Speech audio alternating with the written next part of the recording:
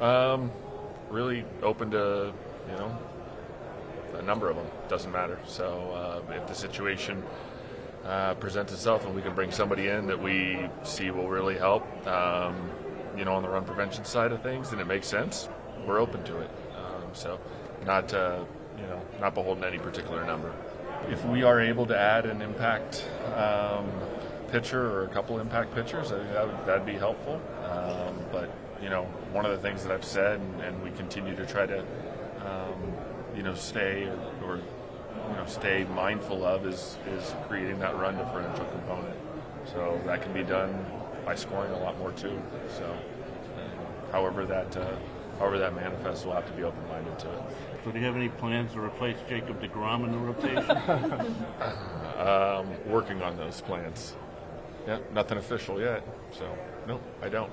I'm not going to get into any details on Jacob's situation. So we talked a number of times. We talked every single day leading the week. So, but beyond that, I'm not going to disclose any of the details of those conversations. Send him a congratulatory text, and thought that he made the decision that made sense for him and his family, and was happy for him and wished him well. Told him I said I'll miss seeing you on a regular basis, but. That was it. Congratulations. He's a great pitcher. He gave a lot of Mets fans, a lot of really good memories. And like I said, we wish him the best, and happy that he was able to make a decision that he felt was best for him and his family. So we'll miss him. You just have to get creative in other areas and be open to doing things in the trade market if they present themselves. And, just try to see where some value can maybe present itself. Whether that's in a position player space, in outfield, infield, release, other starters to just kind of build up some depth. So just have to look for value. I mean, in general, like you're gonna try to navigate a 162 game season. You're gonna use, no matter what team you are, you're gonna use a lot of starters to do that.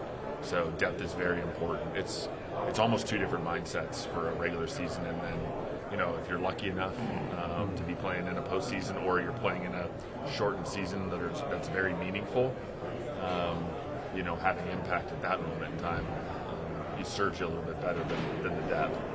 So I think you're trying to manage for kind of both situations and just prepare as much as possible. I have an understanding of where we would like that to be, but that's all I'm going to say on it.